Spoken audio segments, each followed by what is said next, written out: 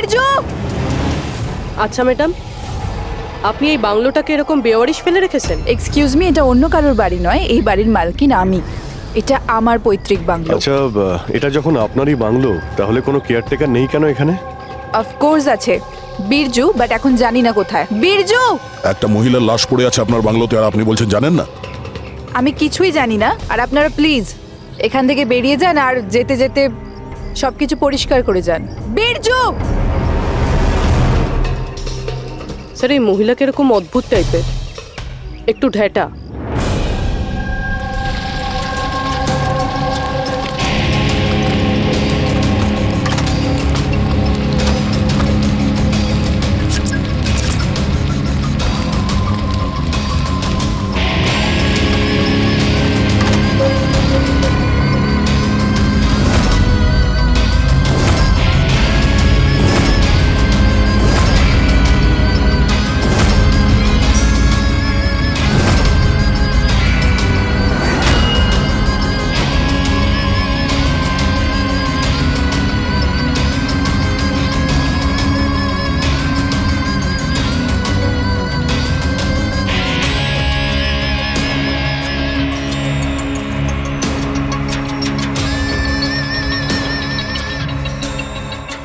একটা কেস আর 18টা প্রমাণ, আর খুনি প্রমাণগুলো এমন ভাবে সাজিয়েছে যে কিছুই বলার নেই। কিন্তু স্যার, সমস্যা এটাই হলো যে এর মধ্যে কোনো প্রমাণই আমাদের কোনো কাজের নয়। এই সমস্ত প্রমাণ আমাদের কাজে লাগবে না, এর মানেটা কি সারিকা? তার মানে স্যার, এই সমস্ত প্রমাণই পুরনো। হোয়াট? এই সমস্ত প্রমাণ পুরনো মানে কি মেয়েটাও পুরনো? ছাড়ো, কত পুরনো তুমি বলো। স্যার, 4 থেকে 10 বছরের পুরনো। এই সমস্ত প্রমাণ 4 থেকে 10 বছরের পুরনো, তার মানে এই মেয়েটাকে 10 বছর আগে খুন করা হয়েছে। আর কি পাওয়া গেছে প্রমাণ থেকে, সেগুলো বলো। এই সমস্ত প্রমাণগুলোতে 20 জন আলাদা মানুষের ডিএনএ পাওয়া গেছে। তার মানে 20 জন আলাদা আলাদা লোক এই প্রমাণগুলোকে ছুঁয়েছে, তাই তো? হ্যাঁ স্যার। তাহলে আঙ্গুলের ছাপ তো নিশ্চয়ই পাওয়া গেছে। না, পাওয়া যায়নি। কিন্তু স্যার, একটা খুব গুরুত্বপূর্ণ কথা জানা গেছে। ক্রাইম সিনে যে এত রক্ত পাওয়া গিয়েছিল, ওই রক্ত কোনো মানুষের নয়, বরং কোনো পশুর রক্ত ছিল। কি? ডক্টর সারিকা, এই মেয়েটার শরীরে যে রক্ত লেগেছিল সেটাও কি কোনো পশুরই? না না, এই মেয়েটার শরীরে আর জামা কাপড়ে যে রক্ত পাওয়া গিয়েছিল সেটা এরই আসল রক্ত। কিন্তু এটা ছাড়া ওখানে আর যা যা ছিল সমস্তটাই প্লান্ট করা হয়েছিল। মোটামুটি 20 জনের ডিএনএ আর এতগুলো প্রমাণ ক্রাইম সিনে এলো কোত্থেকে স্যার? সেটাই তো, এতগুলো প্রমাণ, কিন্তু আমাদের হাতে কিছুই নেই। বাহ, তুমি এখন চুপচাপ বসে থাকো, কিছুই তুমি বলো না, আমরা গল্প বলছি তাই না? বস, আমি জানি এই সমস্ত প্রমাণগুলো কোথা থেকে এসেছে। গত কয়েক বছর ধরে সিআইডি যতগুলো কেস সলভ করেছে, তার মধ্যে থেকে কিছু ইম্পর্টেন্ট কেসের ইম্পর্টেন্ট এভিডেন্স হচ্ছে এই সবগুলো। কি?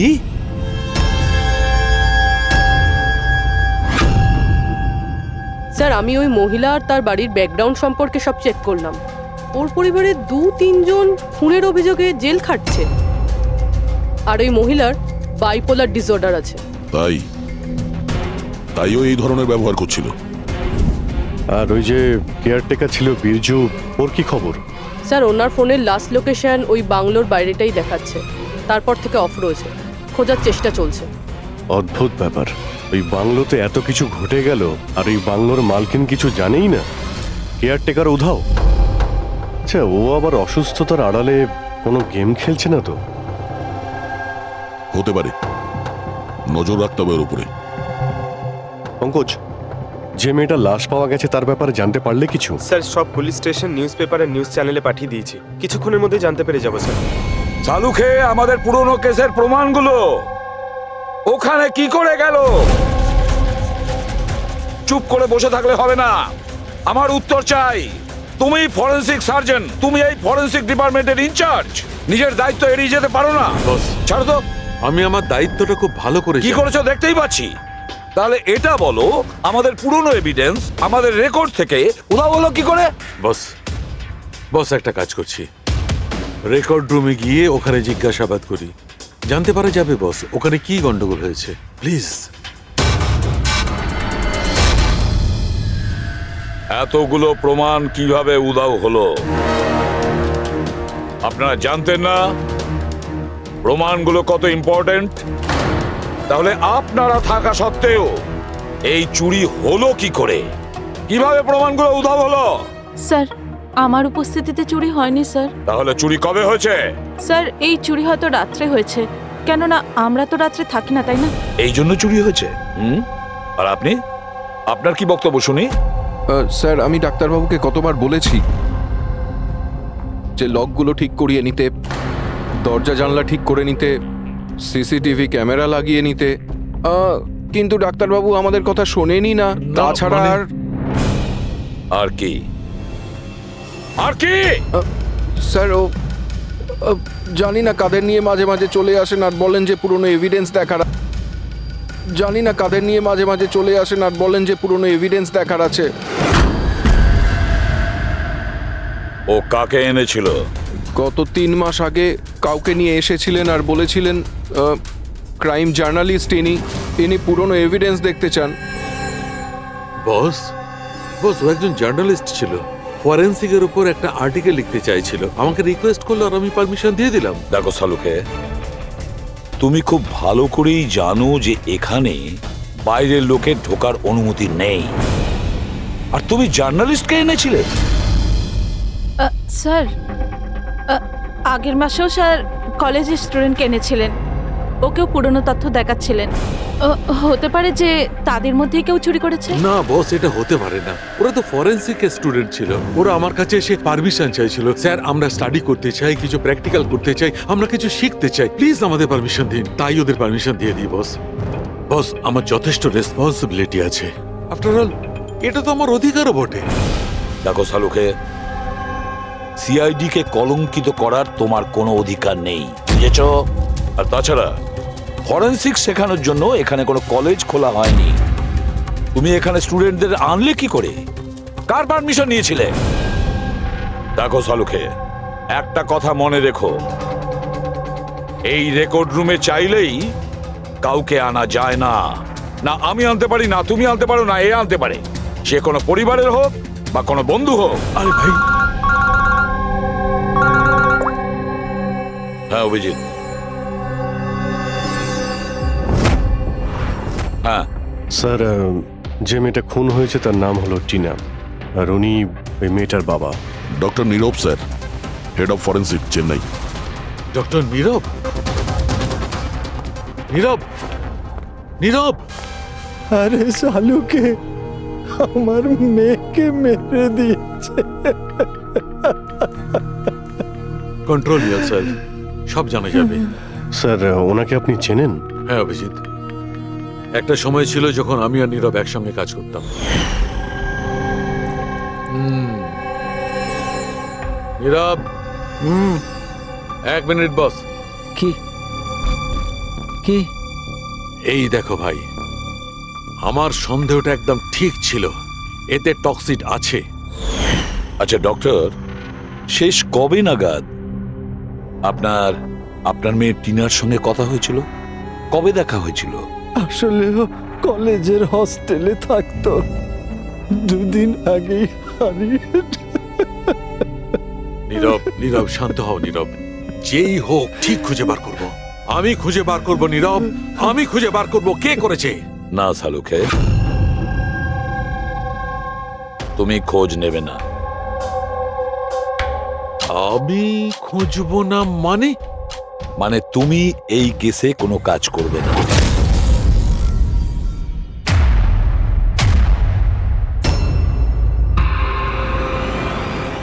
কেন?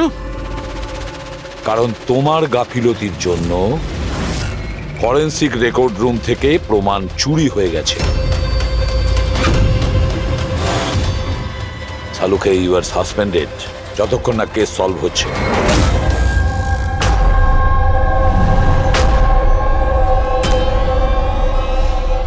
বস, তোমার কি মনে হয় এই সব কিছু আমার জন্য হয়েছে? তুমি আমাকে দোষারোপ করছো? দোষারোপ করছি না সালুকে, এটাই বাস্তব, আর সেটা তুমি খুব ভালো করে জানো। যদি না তোমার বন্ধু জার্নালিস্টকে ফরেন্সিক রেকর্ড রুমে নিয়ে যেতে, না ওই স্টুডেন্টদের নিয়ে যেতে যাদের জন্য এই ঘটনা ঘটেছে, সেই জন্য তোমাকে সাসপেন্ড করতে হলো।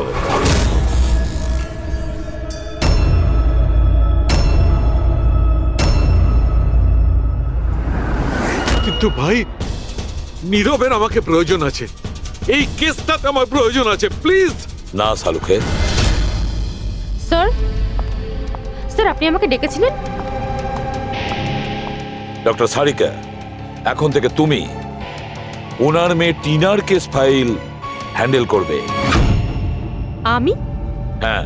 কিন্তু স্যার, দয়া, অভিজিৎ, সালুকের বন্ধু জার্নালিস্ট আর ওই স্টুডেন্টগুলো যারা ফরেন্সিক রেকর্ড রুমে এসেছিল, সবার খুব ভালো করে এনকোয়ারি করো, খুব ভালো করে।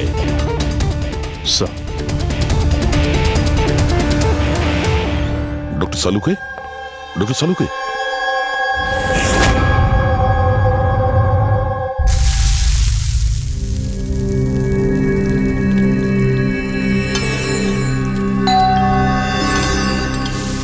ওই এসে হাজির হয়েছে ওরা দুজন, দয়া আর অভিজিৎ, আমার কাটা খাই নুনে ছিটে দিতে। আমি জানি ওরা কি বলবে, স্যার কিচ্ছু হবে না, আপনার উপর আমাদের পুরো বিশ্বাস আছে, সব ঠিক হয়ে যাবে, ছাই ঠিক হয়ে যাবে। প্রথমে অপমান করে বাইরে বার করে দেবে, তারপর এদের দুজনকে পাঠাবে মলম লাগাতে। যাও যাও, ওকে একটু সান্ত্বনা দিয়ে এসো। দেখ,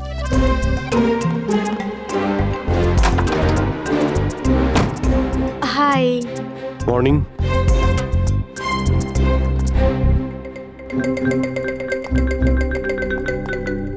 আরে কেন টেনশন নিচ্ছেন স্যার, সব ঠিক হয়ে যাবে। আমাদের আপনার ওপর পুরো বিশ্বাস আছে ডক্টর। আমরা বিশ্বাস করি আপনি কোনো ভুল কাজ করতে পারেন না, কিন্তু কি করব, প্রোটোকল তো ফলো করতেই হবে না। দেখো, তোমাদের থেকে আমি কোনো রকম সহানুভূতি চাই না, আর হ্যাঁ, তোমাদের এসিপি সাহেবের সহানুভূতিরও একদম দরকার নেই। আমি বাচ্চা নই, কাঁদছি না। আমি জানি প্রদ্যুমন নিজের ডিউটি সম্পর্কে খুব সচেতন হওয়া উচিত। গুড। স্যার আমার খুব খারাপ লাগছে, আই এম ভেরি সরি। আপনার সামনে এসিপি স্যার না আমাকে। সারিকা, লজ্জা পাবার কোনো দরকার নেই। তুমি নিজের কাজটা মন দিয়ে করো, প্রত্যেকটা জিনিস মন দিয়ে দেখবে, কোনো না কোনো সূত্র নিশ্চয়ই পাবে। আমরা যা কিছু স্পর্শ করি আমাদের ছাপ রেখে যাই। রিমেম্বার, এভরি কন্ট্যাক্ট লিভস এ ট্রেস বিহাইন্ড। ব্যাস, এই ফর্মুলাটা ফলো করবে। আর হ্যাঁ, যতদিন এই কেসটা সলভ না হয়, প্লিজ এখানে আসবে না। স্যার, আরে আমি জানি আমি নিরপরাধ, আর আমি সেটা প্রমাণ করেই ছাড়ব।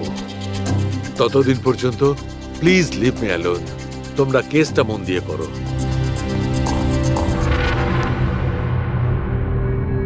মাথা খুব গরম হয়ে আছে স্যার। খুব খিদে পেয়েছে। আজকে কি রান্না করেছেন?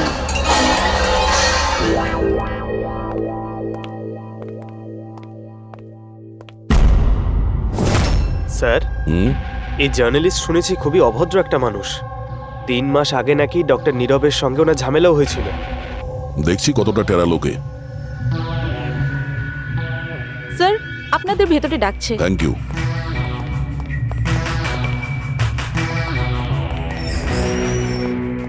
আরে বাহ, ভাগ্য আমার, আজ তো সিআইডি টিমের সিনিয়র অফিসার দয়ার সঙ্গে আমার দেখা হয়েই গেল। আরে বসুন বসুন। আমরা এখানে বসতে আসিনি। আরে এত রাগের কি আছে মশাই? আচ্ছা ছাড়ুন চাকে। এটা বলুন যে কি খাবেন, চা, কফি, ঠান্ডা? ঠান্ডা ঠান্ডা ফান্ডা খাই না আমরা। আচ্ছা মিস্টার দয়া, আমি অনেক দিন থেকে সিআইডি টিমের উপর একটা ডকু ড্রামা করার কথা ভাবছিলাম, কিন্তু আমাদের এসিপি স্যারকে পাওয়াই যায় না। আপনি তো জানেন নিশ্চয়ই সিআইডি আজে বাজে লোককে এন্টারটেন করে না। আপনি সোজা আসল কথায় আসবেন। হ্যাঁ নিশ্চয়ই, 20 বছর ধরে আমি এই প্রফেশনের মধ্যে আছি, সব সময় পয়েন্টেই থাকি। বলুন, সবার প্রথমে কি জানতে চান? ডক্টর নীরবের সঙ্গে ঝগড়ার ব্যাপারে নাকি ফরেন্সিক রেকর্ড উইং এর বেহাল অবস্থার ব্যাপারে? ডক্টর নীরবের সঙ্গে তোমার ঝগড়াটা কি ছিল? না, আমার সাথে ওর কোনো ঝগড়া ছিল না, আমি শুধু ওকে সততার একটা আয়না দেখিয়েছিলাম। ওর খারাপ লাগলো সেটা। তার মানে? মানে হলো ডক্টর নীরবের কাজের ওপর আমি একটা আর্টিকেল লিখেছিলাম। আমার হিসেবে উনি ফরেন্সিক কাজের জন্য বিশ্বস্ত ছিলেন না, সামান্য ঢিলে ঢালা টাইপের ফরেন্সিক এক্সপার্ট ছিলেন। সেই জন্য তিনি আমার ওপর মানহানির কেস করে দিলেন। খুব অসম্মান হয়েছিল ওনার। আমি ওনার কাছে ক্ষমাও চেয়েছিলাম, কিন্তু এখন ওনার মেয়ের মৃত্যুর খবর শুনে আমার খুব খারাপ লেগেছিল। আর আপনি দুঃখ প্রকাশ করার জন্য এভিডেন্স রুম থেকে এভিডেন্স চুরি করে সেখানে ফেলে দিলেন যেখানে নীরব বাবুর মেয়ে খুন হয়েছিল। আরে দাদা, আমি এটা কেন করতে যাব? আমি কেন পুরনো হার আর রক্তমাখা শাড়ি চুরি করতে যাব? তাহলে তুমি ওই এভিডেন্স উইং এ কি দেখতে গিয়েছিলে? ফরেন্সিক ল্যাব থেকে এভিডেন্স কিভাবে চুরি হয় আমি সেটা দেখতে গেছিলাম। আমি আপনাদের কাজের দুর্বলতা দেখতে গেছিলাম। থাক, এসব যেতে দিন, এগুলো বলার কোনো দরকার নেই। এখন তো আপনারাও সবটা জেনে গেছেন বোধহয়। দেখুন, বেশি বক্তৃতা দেবেন না আপনি। যতটা জিজ্ঞেস করা হচ্ছে ততটার উত্তর দিন, কেন? ব্যাস। যে নিজেদের কথা উঠলো অমনি ঝাল লাগলো? আপনাদের কাছে কি এই কথার উত্তর আছে যে কে কিভাবে ফরেনসিক ল্যাব থেকে জিনিসগুলো চুরি করলো? আমার তো মনে হয় খুনি আপনাদের দুর্বলতাটা দেখাতে চেয়েছে। যাক, ছাড়ুন সেসব। এখন বলুন যে এই সিআইডির ওপর ডকু ড্রামা সিরিজ কবে শুরু হচ্ছে? স্যার, এনাকে বিউরো নিয়ে যাই। মনে হচ্ছে ঠিকঠাক উত্তর উনি ওখানেই দেবেন। তার জন্য অনেক লম্বা চওড়া প্রসেস আছে, আর তাছাড়া প্রমাণও তো থাকতে হবে না, তাই তো দয়া? খুব তাড়াতাড়ি দেখা হবে। প্রসেস পুরো করে সমস্ত এভিডেন্স নিয়ে আসবো, আর তখন কথা বলবো সিআইডির ওপর ডকু ড্রামা বানানোর জন্য। হ্যাঁ,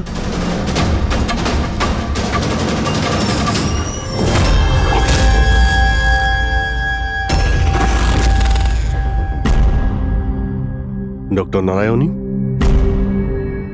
ইয়েস, হ্যাঁ বলুন। আমরা সিআইডি থেকে একটা কেসের ব্যাপারে আপনার সাথে কথা বলতে চাই। নিশ্চয়ই বলুন। যে স্টুডেন্টগুলো গত মাসে ফরেন্সিক রেকর্ড রুম দেখতে গিয়েছিল তারা প্রত্যেকেই চুরি আর খুনের দায়ে সাসপেক্ট।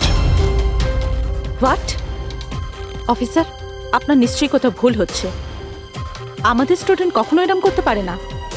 আমরাও সেটা আশা করি যে ওরা কিছু করেনি, কিন্তু খুন তো হয়েছে আর ওরা প্রত্যেকেই অভিযুক্ত।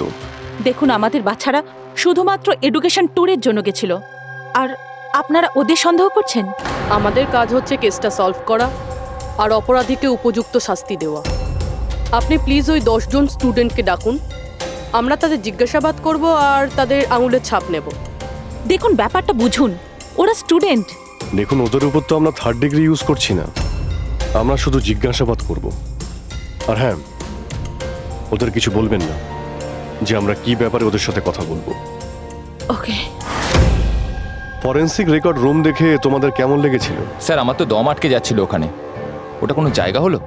পুরনো দাঁত, হাড়, রক্তে মাখা কাপড়। আমার তো এই জায়গাটা একদম ভালো লাগেনি, খুব অদ্ভুত অনুভূতি হচ্ছিল। তোমার কি সবসময় সর্দি কাশি হয়? না ম্যাম, মাঝে মাঝে হয়। স্যার, আমার কাছে ওই জায়গাটা সম্পূর্ণ ইউজলেস ছিল। দেখাশোনা নেই, না কোনো প্রমাণ আছে ঠিক মতো। আর স্যার, আমি তো ওই কোল্ড কেস ফাইলের এভিডেন্স বাড়ি নিয়ে যেতে চেয়েছিলাম, যাতে আমি ওটার উপরে স্টাডি করতে পারি। আমি রোমাঞ্চিত হচ্ছিলাম। খুনি আর নিহতদের চিন্তাভাবনা কল্পনা করার চেষ্টা করছিলাম। খারাপ চিন্তা, দুঃখ, কষ্ট।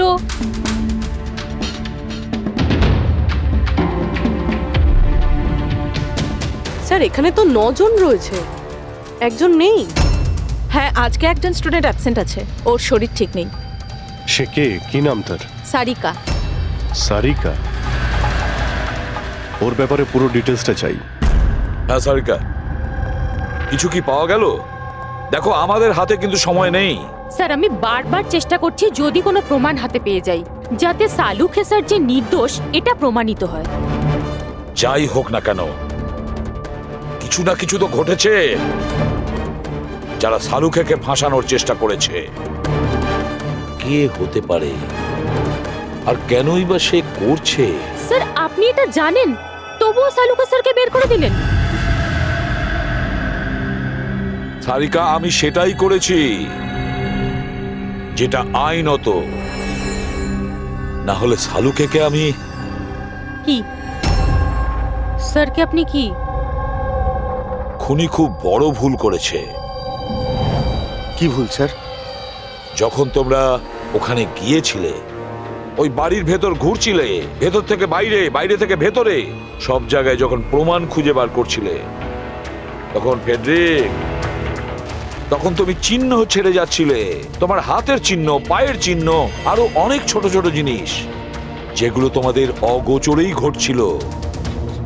আর খুনি ঠিক একইভাবে ওখানে তার চিহ্ন ছেড়ে গেছে, এমন চিহ্ন যেগুলো আমরা ট্রেস করতে পারি। ট্রেসেবল চিহ্ন? সারিকা, আমরা যা কিছু স্পর্শ করি আমাদের ছাপ রেখে যাই। রিমেম্বার, এভরি কন্ট্যাক্ট লিভস এ ট্রেস বিহাইন্ড। স্যার আমাকে হিন্ট দিয়েছিলেন, কিন্তু আমি বুঝতে পারিনি কেন।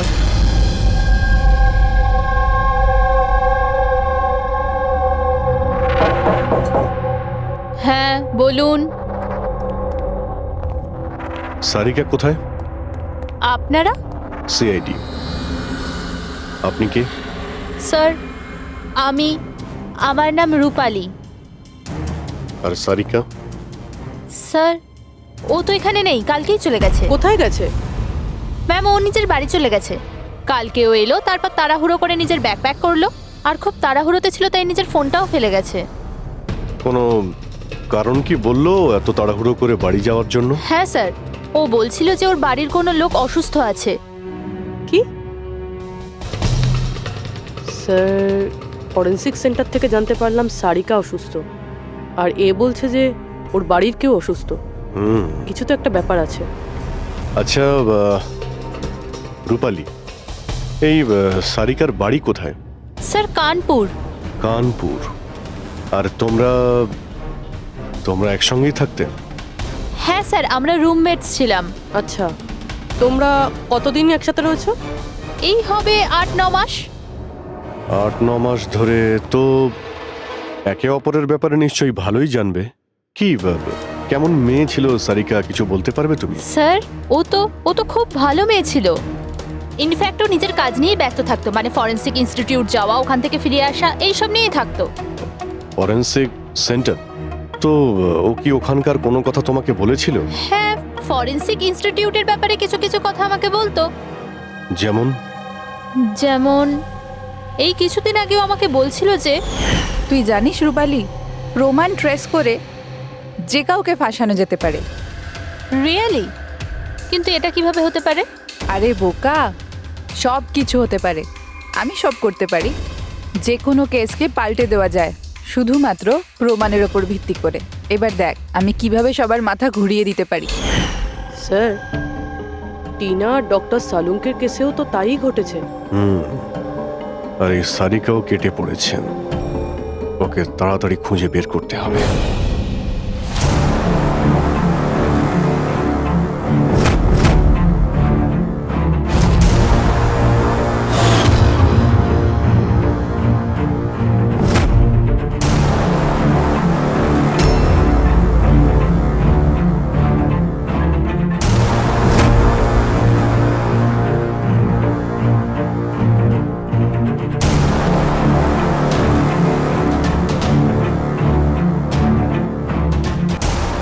সারিকা, স্যার খুনি যেই হোক না কেন, যে এতগুলো প্রমাণ চুরি করেছে আর ক্রাইম সিনে প্লান্ট করেছে, এটা করার সময় ও নিশ্চয়ই জিনিসগুলোকে ছুঁয়েছে। কিন্তু ডক্টর সারিকা, আপনিই তো বলেছিলেন যে কোনো আঙুলের ছাপই পাওয়া যায়নি, তাহলে এই জিনিসগুলো ধরলো কি করে? আঙুলের তো কোনো ছাপ পাওয়া যায়নি, কিন্তু আমি এটা বলার চেষ্টা করছি যে এত প্রমাণ ও চুরি করেছিল আর ক্রাইম সিনে প্লান্ট করেছিল, এখন এত পরিশ্রম করার পর ওর একটু তো ঘাম হয়েই ছিল। মানে sweat analysis. Exactly, sweat analysis করেছি। আর ওই প্রসিডিওরে আমি একটা ডিএনএ পেয়েছি। এই দেখুন, এই ডিএনএ থেকে আমি এটাই জানতে পেরেছি যে এই লোকটার একটা বিশেষ ধরনের রোগ আছে, সিস্টিক ফাইব্রোসিস। এটা কি ধরনের অসুখ? এটা একটা জেনেটিক রোগ পুরবি। এই রোগটার থেকে মানুষের বডি অর্গানস যেমন কিডনি, লাংস, প্যানক্রিয়াস, ইন্টেস্টাইন সব ড্যামেজ হতে থাকে। কিন্তু ডক্টর সারিকা, এই রোগটা চেনা যায় কিভাবে? মানে কোনো সিমটমস তো আছে? সিমটমস আছে। যদি এই রোগটা অনেক বছর ধরে থাকে তাহলে সেই মানুষটার গ্রোথ পুয়ার হয়ে যায়, ফ্যাটি স্টুলস হতে থাকে, শ্বাস নিতে প্রবলেম হয়, খুব কাশি হয়, ইনফ্যাক্ট সাইনাস ইনফেকশন হতে পারে। শ্বাস নিতে কষ্ট আর কাশি। আচ্ছা, তার মানে এরকম পেশেন্টদের নিশ্চয়ই হসপিটালে বারবার যাতায়াত করতে হয়। কনস্ট্যান্ট মনিটরিং এর দরকার হয়। ব্যাস, তাহলে অভিজিৎ, শহরে যতগুলো হসপিটাল আছে সেখানে গিয়ে খোঁজ নাও এই ধরনের রুগী কজন আছে, আর তাদের মধ্যে কি এমন কোনো পেশেন্ট আছে যার আমাদের এই কেসের সঙ্গে কোনো সম্পর্ক আছে।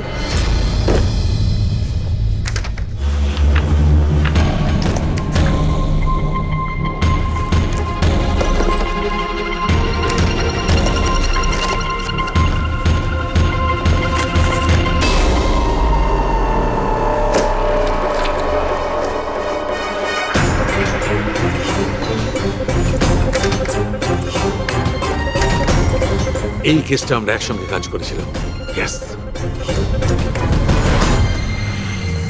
ডক্টর নীরবের মেয়েকে খুন করা হয়েছে, আমাকে সাসপেন্ড করা হয়েছে, তো বাকি রইল ললিত। যদি এই সবকিছু কেসটার জন্য হয় তাহলে ললিতের সঙ্গেও নিশ্চয়ই কিছু ঘটেছে, নাহলে হয়তো ঘটবে।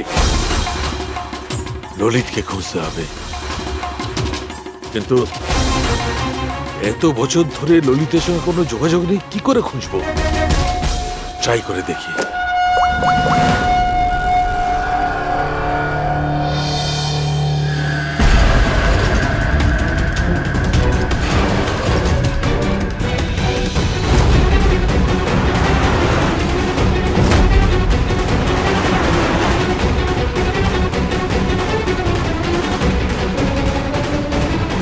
আর ইউ শিওর এটা ওনার ছবি? হ্যাঁ স্যার, উনি। আর ওনাকে হসপিটালে 2-3 বার আসতেই হয়। My god, thank you very much. Thank you.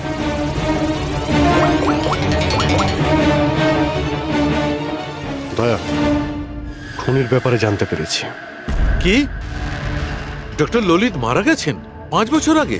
হ্যাঁ স্যার, আপনারা মেয়ের সাথে দেখা করতে পারেন। কোথায় ওর মেয়ে? আমি কথা বলতে পারি? সে তো মুম্বাইতে আছে স্যার, সারিকা নাম ওর। সারিকা? হ্যাঁ sir. Okay, thank you. Sarika মুম্বাইতে।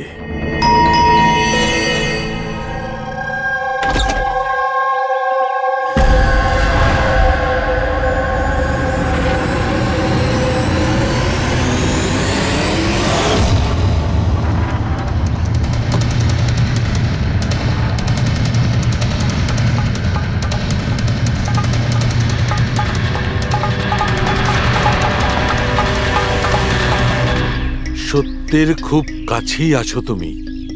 এইটাই শেষ জায়গা যেখানে খুনটা হবে। অপেক্ষা করছি তুমি আসবে, ওইখানে যেখান থেকে সব শুরু হয়েছিল 8 বছর আগে।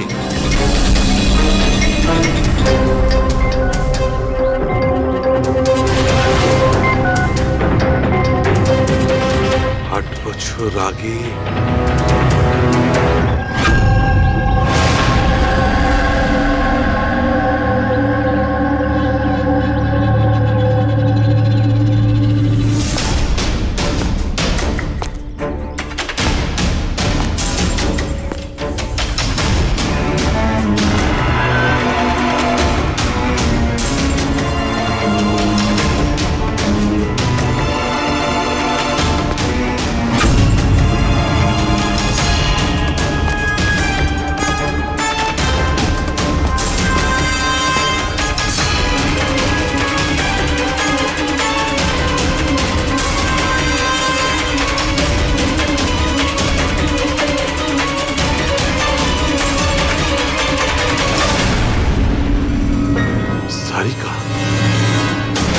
একে কে মারল?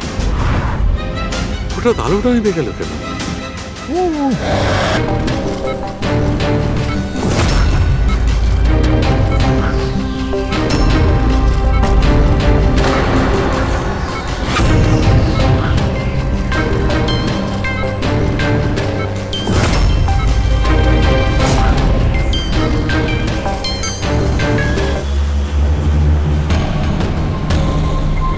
স্যার সালুনকে স্যারের ফোন তো বাজছে, কিন্তু উনি ফোনটা ধরছেন না।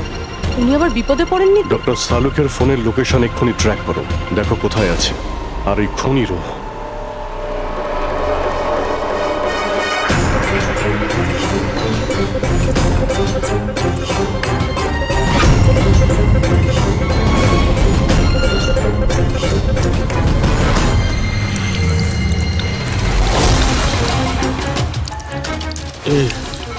এসব কি করছো? তোমার মৃত্যু আস্তে আস্তে আর খুবই কষ্টদায়ক।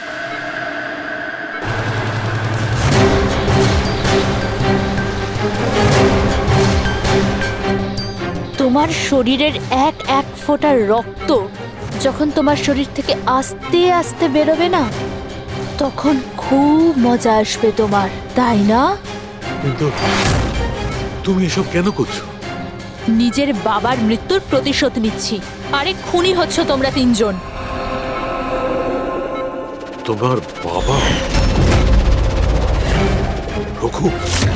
হ্যাঁ, রঘু, যাকে তুমি, ডক্টর ললিত আর ডক্টর নীরব মিলে মেরে ফেলেছো। আর তোমাদের জন্য আজ আমার বাবা আমার সাথে নেই। মেরে ফেলেছি? আমরা? কিভাবে? প্রমাণ জোগাড় করে মেরে ফেলেছো। তোমরা প্রমাণ জোগাড় করে আমার বাবাকে ফাঁসির শাস্তি দেয়া করিয়েছো। দেখো দেখো, প্রমাণ জোগাড় করা, শাস্তি দেওয়া, এটা ফরেনসিকের কাজ। কাজ এটা? নিশ্চয়ই নিশ্চয়ই এটা তোমাদের কাজ, কিন্তু তোমরা আমার ব্যাপারে তো ভাবোনি না। ওই মেয়েটার ব্যাপারে যার থেকে যার বাবাকে ছিনিয়ে নিয়েছো। আমার বাবার মৃত্যুর পরে আমি ডিপ্রেসড হয়ে গিয়েছিলাম। আর এই সব থেকে বেরোনোর পরে আমি ভেবে নিয়েছিলাম, ঠিক করে নিয়েছিলাম যে আমি তোমাদের তিনজনকেই এই মৃত্যুর শাস্তি দিয়ে তারপরেই ছাড়বো। আর এই জন্যই তুমি টিনাকে মেরে ফেলেছো? হ্যাঁ, মেরে ফেলেছি আমি ওকে, কারণ আমি জানতাম ডক্টর ললিত 5 বছর আগেই মরে গেছে। আর পড়ে রইল তুমি আর ডক্টর নীরবের প্রশ্ন। তো আমি জানতাম যে ডক্টর নীরব নিজের মেয়ে টিনাকে খুব বেশি ভালোবাসে। টিনার মরে যাওয়ার পর ও নিজেই নিজেকে মেরে ফেলবে। আর তুমি, আর পড়ে রইল তোমার প্রশ্ন, তুমি তোমার ফরেনসিক অফিসকে খুব ভালোবাসো।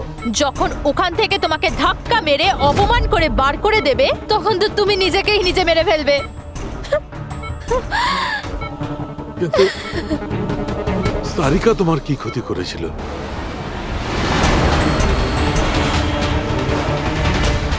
সারিকা? ওকে তো মরতেই হতো। ও ললিতের মেয়ে ছিল যে, আর ফরেনসিকে কাজ করতো।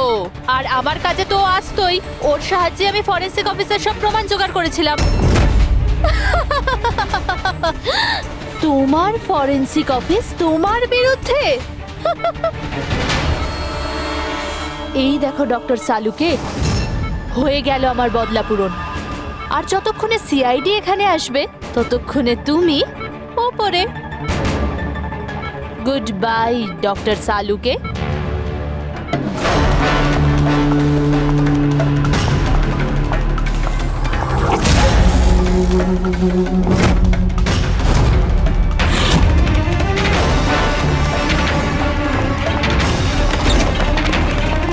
রূপালী,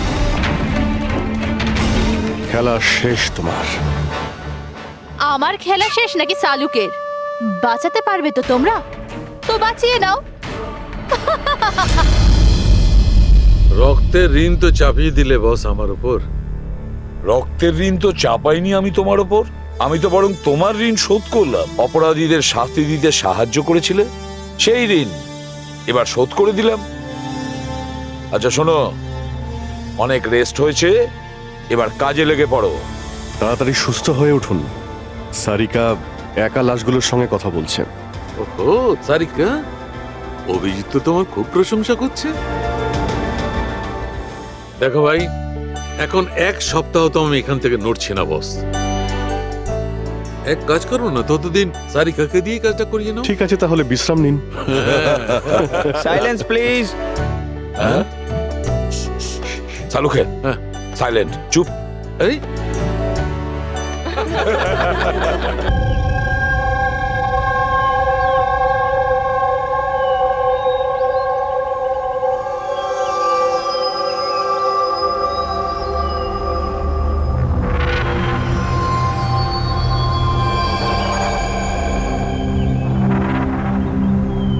চলো, ফাইনালি সেই সময়টা এসেই গেল যখন আমি আকাশে পাখির মতো উঠতে পারবো।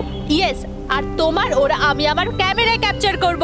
কিন্তু মিস্টার মুক্ত পাখি, খোলা আকাশে এত দূরে উড়ে চলে যেও না যে কোথাও হারিয়ে যাও।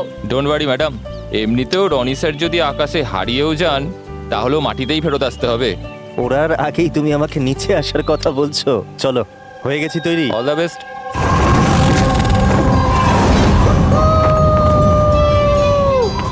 Yes, this is so much fun! Oh my god! Yes, come on, keep going, keep going. I love you! Roni, I love you too. Wow, মনে হচ্ছে না ভালোই এক্সপিরিয়েন্স আছে। অফ কোর্স, আমেরিকাতে ও অনেক অ্যাডভেঞ্চার স্পোর্টস ট্রাই করেছে, বাঞ্জি জাম্পিং, প্যারাগ্লাইডিং, আরো অনেক। ইন্ডিয়াতে কোনো কিছু ট্রাই করেনি, আর যখন ইন্ডিয়াতে এসেছে এই সারাদিনের জন্য, তো কেন কিছু ট্রাই করবে না?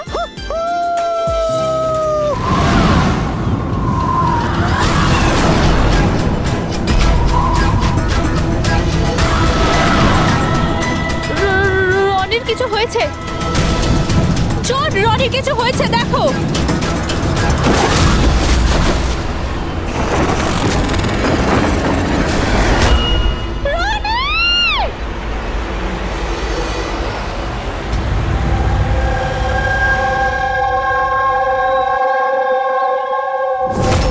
আমি আর রনি এখানে ছুটি কাটাতে এসেছিলাম। আমি কি করে জানবো এটাই রনির জীবনের শেষ দিন হবে? দেখো, আমরা জানি এই সময়টা খুব কঠিন, কিন্তু প্লিজ ভেঙে পড়ো না। আমি এবার নিউ ইয়র্কে গিয়ে ওর বাবাকে কি জবাব দেবো? আমরা একসাথে এসেছিলাম, কিন্তু ফিরে যাব একা। আপনি কাউকে সন্দেহ করেন কে মারতে পারে রনিকে? স্যার, রনিকে কেউ কেন মারবে? আমরা তো এখানে কাউকে চিনিও না। এমনটা নয় তো যে ওর কোনো শত্রু আমেরিকা থেকে ফলো করতে করতে এখানে এসেছিল? না স্যার, রনির কোনো শত্রু এখানে ছিল না। He was such a lively person, সবাই ওকে পছন্দ করতো। তাহলে তুমি বলতে চাইছো এখানে ইন্ডিয়াতে ওর কোনো আত্মীয় স্বজন, বন্ধু বা অন্যান্য কেউ নেই এখানে? এই দেশটা আমাদের জন্য অচেনা স্যার, সবকিছু এই প্যারাগ্লাইডিং এর লোকেরা করেছে। Please arrest them. আপনি আমাকে কেন দোষ দিচ্ছেন? এটা আমাদের রুজি রুটির ব্যাপার, আমি কেন মারতে যাব ওনাকে? তাহলে কে মেরেছে রনিকে? স্যার, এটা তো আমিও বুঝতে পারছি না। 3000 ফুট উচ্চতায় গুলি কি করে চললো? কেই বা চালালো? তাহলে রনি 3000 ফুট উঁচুতে উঠছিল? হ্যাঁ স্যার, আমি নিজে গিয়ার চেক করেছিলাম, আর কোনো প্রবলেম ছিল না তার মধ্যে। আর ওর আশেপাশে কাউকে উঠতে দেখেছো? আশেপাশে না স্যার, কেউই ছিল না। আকাশ একদম পরিষ্কার ছিল, চারপাশটাও পরিষ্কার ছিল, আর উনি ওনার রাইড এনজয় করছিলেন। কিন্তু হঠাৎ বুঝতে পারলাম না কি হলো, একদম দড়াম করে নিচে এসে পড়লেন। এই যে ক্ষতটা দেখছো, আমার মনে হচ্ছে অনেক দূর থেকে গুলি চালানো হয়েছিল, হয়তো কোনো রাইফেল দিয়ে। হ্যাঁ, রাইফেলই হবে, কারণ যে হাইটে এই উড়ানটা উড়ছিল ওখান থেকে তো কোনো শার্প শুটারই গুলি চালাতে পারে, কোনো রাইফেল দিয়ে।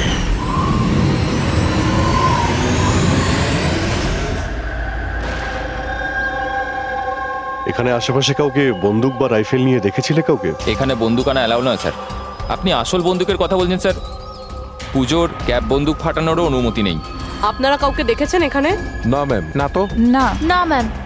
আচ্ছা আলিয়া, আপনি যখন এখানে এলেন রনির সাথে, আপনার কাউকে সন্দেহ হয়েছিল? মানে কেউ আপনাদের ফলো করছে, এমন কোনো লোক যে গন্ডগোলের মনে হচ্ছে? না স্যার, এরকম তো কেউ ছিল না। তাহলে কি গুলি আকাশ থেকে চলেছিল নাকি? স্যার, আমি তো বললাম রনি স্যারের আশপাশে তো কেউই উড়ছিল না, তাহলে আকাশ থেকে গুলি চালালো কে? হ্যাঁ স্যার, আকাশে কেউ ছিল না। আপনি চাইলে এই ফুটেজগুলো চেক করতে পারেন, এখানে কেউ নেই ওর সাথে।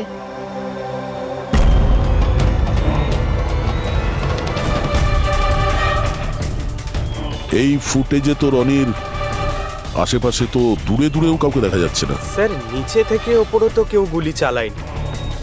ইনি বলছেন যে যখন ও উপরে উঠছিল কেউ ওর আশেপাশে ছিল না, ওপর থেকেও কেউ গুলি করতে পারবে না। আমার মাথায় এটা ঢুকছে না কে কোথা থেকে গুলি চালালো।